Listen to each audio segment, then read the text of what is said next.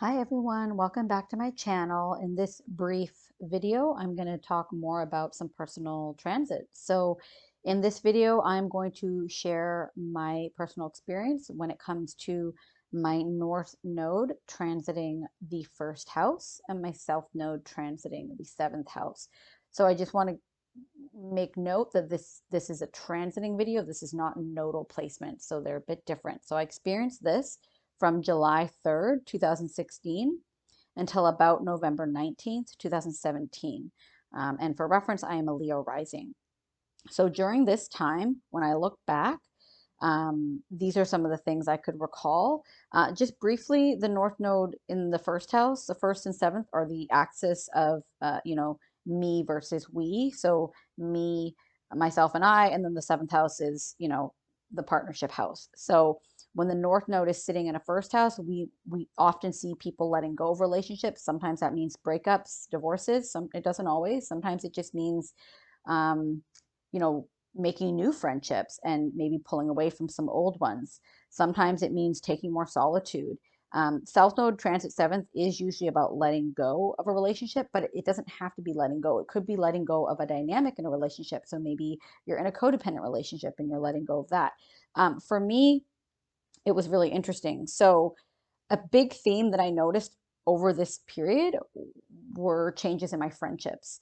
So I had moved from Canada to the US, and so of course, friendships are going to change.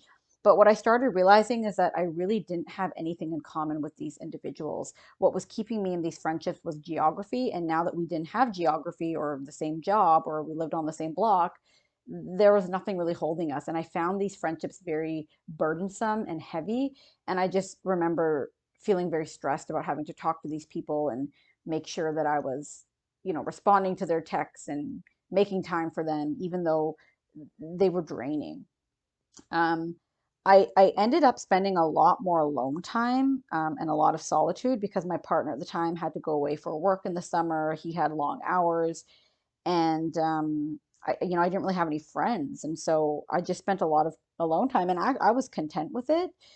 But I had family visit and stuff, but in terms of friendships where I was, all I had were, the friends I talked to on the phone.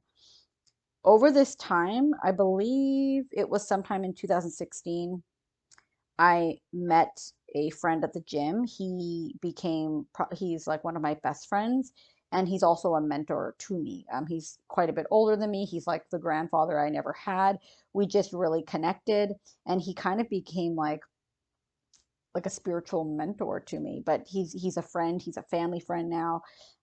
So I made him as a good friend, and there were two friendships in particular that were notable over this time.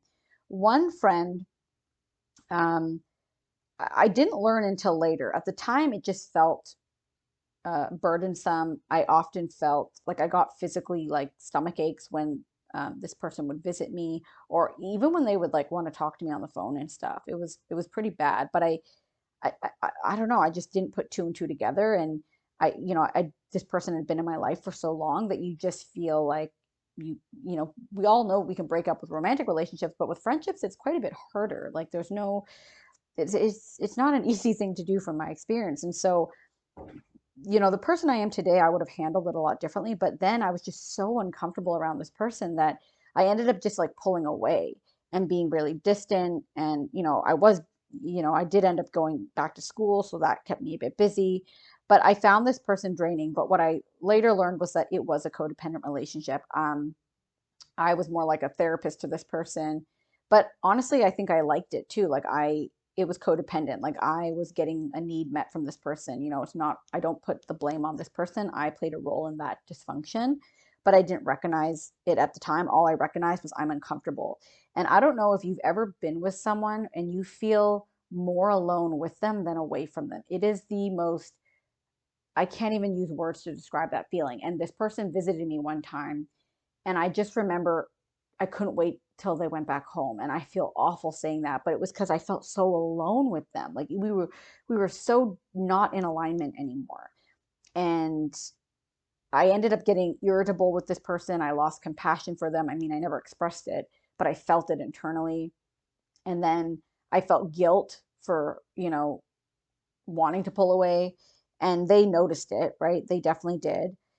But I just didn't have the courage to explain, like, how do you tell someone? But, again, the person I am today, I would say, hey, I'm not feeling like we're on the same track anymore. Or I would have been honest about the issues in the friendship, because there were some toxic behaviors this person had that I didn't realize were that toxic, like gaslighting and passive aggressive behavior, severe passive aggressive behavior. I don't think I'd ever met someone so passive aggressive, but I didn't realize that these things had names. And it wasn't until I went into therapy and talked about it that I realized this person is severely toxic.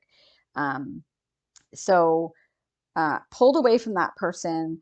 I'm trying to think of around the dates. They came to visit me in 2016 sometime, and that was it. And I remember my husband warned me, because they had visited me, or sorry, they came in 2017, but they had also come in 2016, and 2016 was not fun. And so when they visited in 2017, I thought, well, maybe we'll go away together. So we went to another town and like stayed at a hotel, and I thought that would be different. It was not. And my husband warned me, you might not want to do this because the last time it was not fun for you. But that was what I needed to realize, that this friendship was over for me. Like, it just couldn't work anymore. And after they went home, that's when I started pulling away. And then I really cut the cord in 2018. I think they got the message, and I don't even have their contact anymore. So again, I'm not proud of how I did it. I'm being honest on this channel. So please don't judge that, but that's not how I would handle it today, but that's how I handled it then. In 2018, I saw a therapist, and that's when my therapist helped me break away from this person, when my therapist educated me about what type of person I was dealing with, and the gaslighting, and like, this person made me feel crazy, right? And I'm sure many of you have dealt with narcissistic behaviors. This person was maybe a covert narcissist, I don't know, basically just toxic, and very unaware of their behavior, and made you feel like you were going crazy. And so broke away from that friendship. The other friendship that's super notable, it was another long-term friendship, even longer. I had been friends with this girl since, oh gosh, since high school.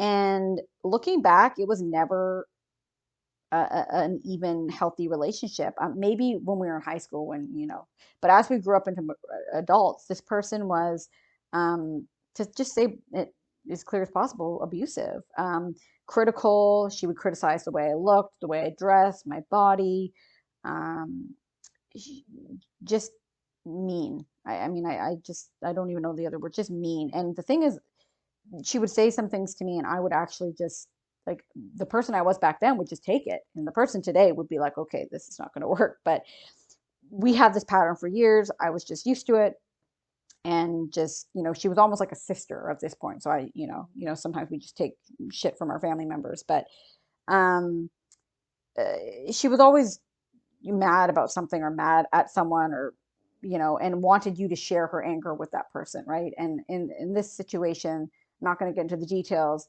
but I just, I wasn't going to do that. And I just said, oh, I'm so sorry that that happened, like, and she was upset that I was not sharing my anger towards this person with her, and I just said, I'm friends with both of you, I don't want to do that. um and she didn't like that, and she got very verbally abusive one day, to the point where, called me names, and I just was like, okay, no, we're done. So uh, that friendship got cut off like ASAP. And I remember it was August of 2017 when that happened, because it was right before I got into grad school. I just cut this person off and realized I should have done that a long, long time ago.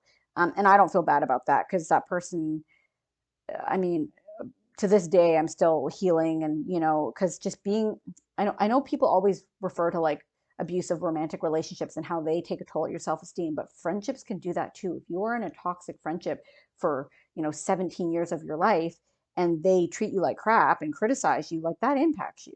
And so I didn't realize how harmful that, I don't even like to call it a friendship, but the friendship was. Um, and so I cut that person out, and it felt good. It didn't feel bad. It felt so good. I ended up cutting out some other people too. Turns out I just had a lot of toxic friendships, but that was later after this.